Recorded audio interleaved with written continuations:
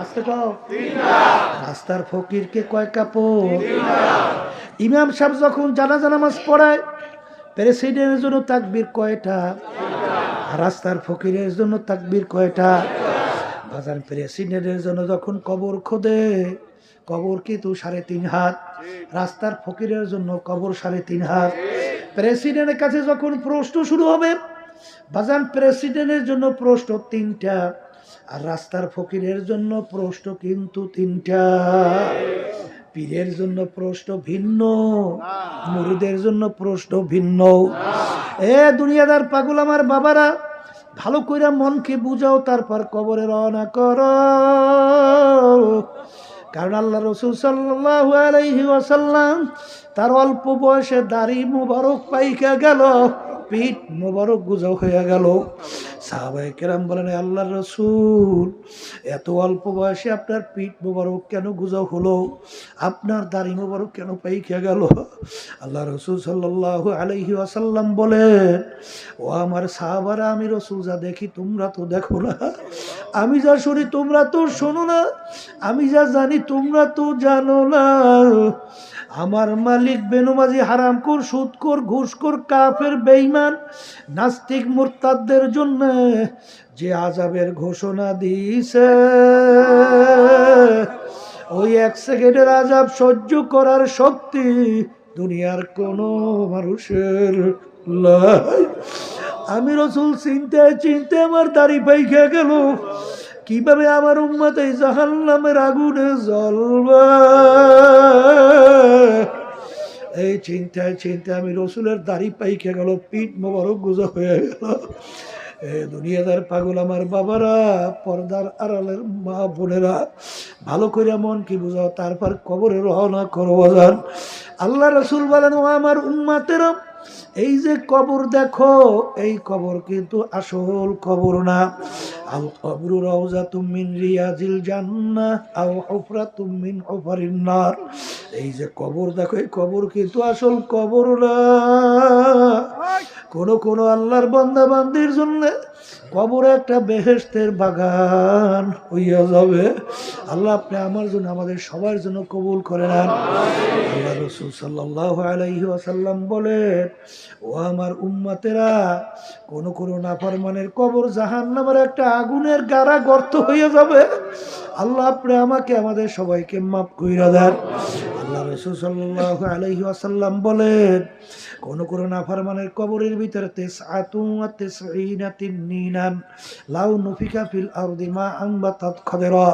কোন নাফরমানের কবরের ভিতরে একটা না, দুইটা না, 99টা বিষাক্ত সাপ কবরের ভিতরে নাফরমানকে পেঁচাইয়া পেঁচাইয়া ঠুকরাইতে থাকবে। ওই সাপ এমন বিষধর হবে, দুনিয়ার দিকে মুখ কইরা যদি একটু ফুঁক দিত, কোনো গাছপালা তরুলতা মাথা জাগাতে পারতো না। অনেকে মনে মনে বস্তুবাদীরা বলে, হুজুর সাপের এত বিষ কিভাবে হয়? বর্তমান আধুনিক যুগে বুঝাতে বড় সহজ। বাজানে অ্যাটম বোম তৈরি করছে, পারমাণবিক অস্ত্র, এতটুকু একটা বস্তু, ওর ভিতরে এত পাওয়ার, যদি কোনো এলাকায় ছাইরা দেয়, মানুষ সব জান গাছপালা মইরা সব তামা হইয়া যায়। এতটুকু বস্তুতে যদি এত পাওয়ার থাকতে পারে, আর এই পাওয়ার যেই ম্যাটেরিয়ালস দিয়ে তৈরি করলো, এই ম্যাটেরিয়ালস আমার মালিক খনিজের ভিতরে দান করছে। যদি বলেন কথা ঠিক না ঠিক? তাই আমার মালিক ওই সাপের ভিতরে এত পাওয়ার কেন দিতে পারবে না? এই জন্য আমার ভাইদেরকে বলবো, পর্দা আলে মা বোনদেরকে বলবো, এ দুনিয়াদার পাগল আমার বাবারা, এরপরে যদি মন না বুঝে, মাঝে মাঝে কিছু ঘটনা আমার মালিক বাংলাদেশের মধ্যেও দেখায়। চরমনায়ের মুজাহিদ ছিল কুড়িগ্রাম, অনেকে তাকে ঘুঘু মুন্সি করে ডাকতো, আসলে তার নাম ছিল বশিরউদ্দিন মুন্সি। বাজান জেকের করতে এই জন্য ঘুঘু মুন্সি কইয়া ডাকতো। দুনিয়ার থেকে বিদায় নিয়ে কবরে যাওয়ার পরে 32 বছর পরে নদীর ভাঙ্গলে যখন তার কবর ভাঙিয়া গেল, বাজান কাপড়ের কাপড় সহ লাশ তাজা বের হইয়া আসছে। 32 বছর পর কাপড়ের কাপড় সহ তাজা। অনেক জাতীয় পত্রিকায় ছবি সহ দিয়ে দিয়েছিল, অনেকেই দেখছেন। কারা কারা দেখছেন? এত দেন তো। দেখেন বাজান কত মানুষ দেখছে, এখন উঠাই নিয়ে আব্বাজান রহমাতুল্লাহ আলাই তার নামের মাদ্রাসা ফজলুল উলুম সেখানে নিয়ে নতুন ভাবে দাফন করছে। আল্লাহ, আমাকে একজন বলতেছিল হুজুর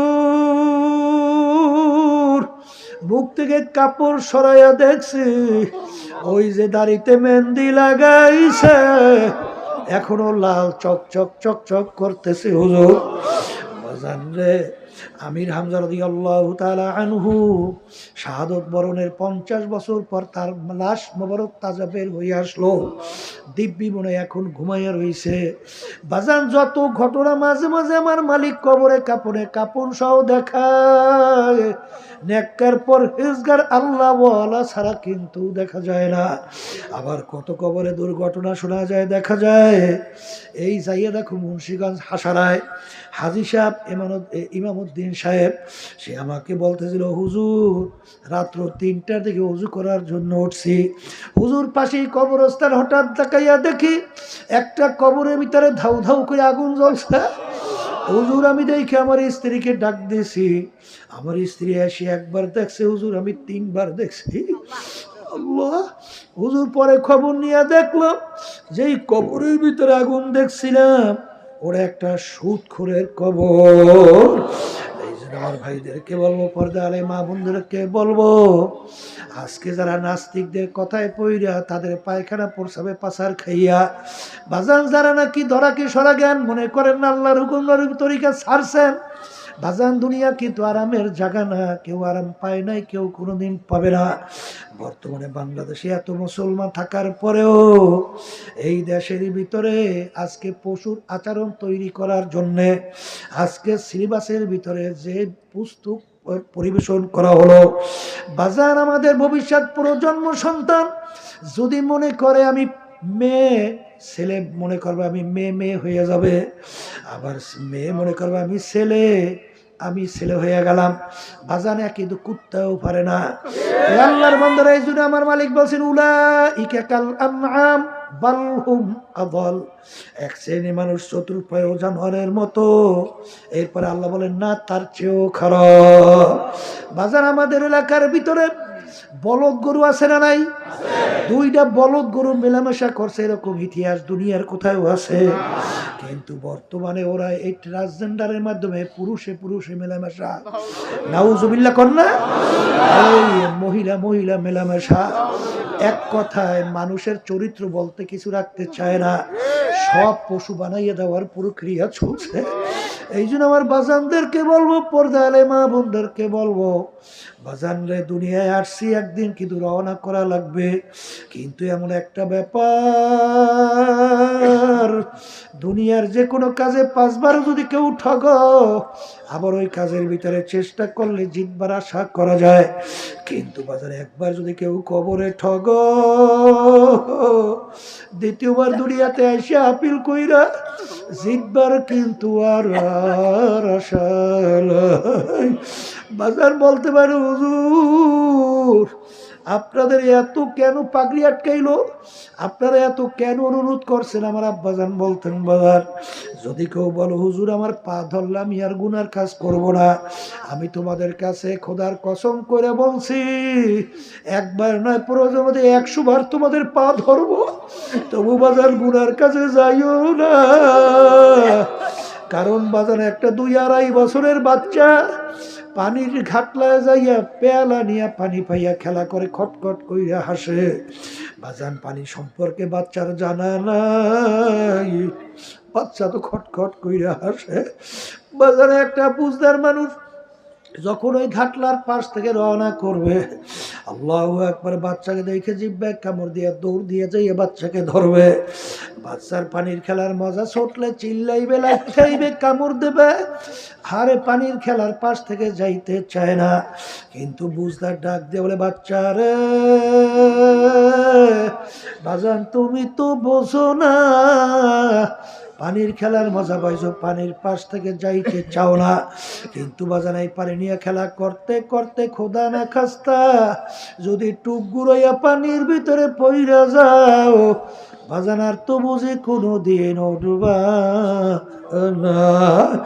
এ আল্লাহর বান্দারা, কবরের যাত্রীরা, আমরা হক্কানি ওলামায়ে কেরাম কোরআন এবং হাদিস অনুযায়ী দেখতেছি এক শ্রেণী আল্লাহর বান্দা বান্দিরা দুনিয়ার আনন্দ ফুর্তি পাইয়া, মেয়েরা ছেলেদের সঙ্গে আড্ডায় মজা পাইয়া, ছেলেরা মেয়েদের সঙ্গে আড্ডায় মজা পাইয়া,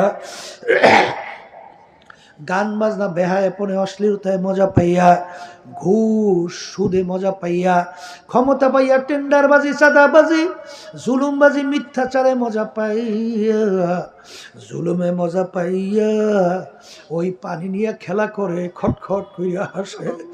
আমরা তো কোরআনে হাদিস অনুযায়ী দেখতেছি আরে ওই আল্লাহর বান্দাবাদী জাহান্নামের কিনারায় বসিয়া খেলা করতেছে। আমার মালিকের হুকুম অনুযায়ী আজরাইল আলাইহিস সালাতু ওয়াস সালাম পিছনে হাত পাইতে অপেক্ষায় আছে। আমার মালিক যখন ডাক দিয়ে বলে, আজরাইল ধর, ওই অবস্থায় যদি থাবা মাইরা বসে আর তো বাজান কোনো দিন আর উঠতে পারবা। এই জন্য আমাদেরকে তোমরা গালি দাও তাও জানি, সুযোগ পেলে মারতেও চাও তাও জানি, কিন্তু বাজা তারপরে পিছন ছাড়ি না। আরে আল্লাহ, আরে আরে দাঁত থাকতে দাঁতের মর্ম বোঝো, দাঁত চইলে গেলে আফসোস করলেও মর্ম আর তালাশ করে পাওয়া যাবে না। দুনিয়ার হায়াত থাকতে আখিরাতের ব্যাপারে বোঝো, একবার যদি হায়াত শেষ হয় আর কোনোদিন আফসোস করলে পাওয়া যায় না। এই জন্য আমার ভাইদেরকে বলো, পর্দা আলে মা বোনদেরকে বলবো, আরে আমরা মা পেলে সবাই আসছি, সবাই কিন্তু মন চায় গুনার থেকে ফেরবে, নেকের কাজ করবে, আমার মালিককে রাজি খুশি করবে, তারপর দুনিয়ার থেকে বিদায় নিয়ে কবরে যাবে। কিন্তু বাজার শয়তান এবং নফস তোমার আমার পিছনে সব সময় শত্রু হিসাবে কাজ করতেছে। ওই শয়তান এবং নফসের শত্রু থেকে বাঁচার জন্য আমার মালিক বলেন, ওয়াকুনু মা'আস সাদিকিন, তোমরা সাদিকিন বান্দাদের সঙ্গী হইয়া যাও। বাজান বান্দাদের সঙ্গী হইলে দেখবা দিনের দিন আল্লাহর ফজলে তোমার দিল নাকে ঝুঁকবে, গুনার থেকে ফেরবা। চোখে পানি আসতো না, এখন পানি ঠেকাইও চোখে রাখতে পারবা না।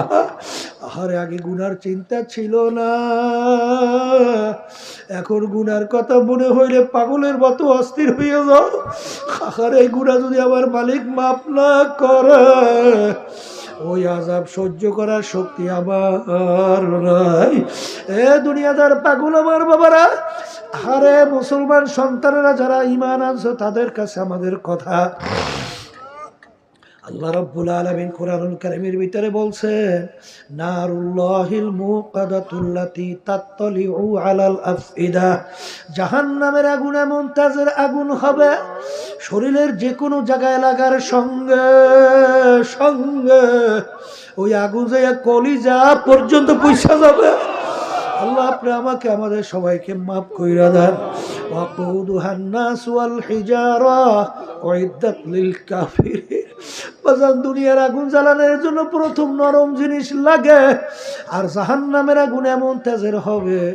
আল্লাহ বলতেছেন, আমি শুনাই মানবেন কিনা জানি না, আল্লাহ বলতেছেন জাহান্নামের আগুন আমার মালিক জ্বালাইবি মানুষ এবং পাথর দ্বারা।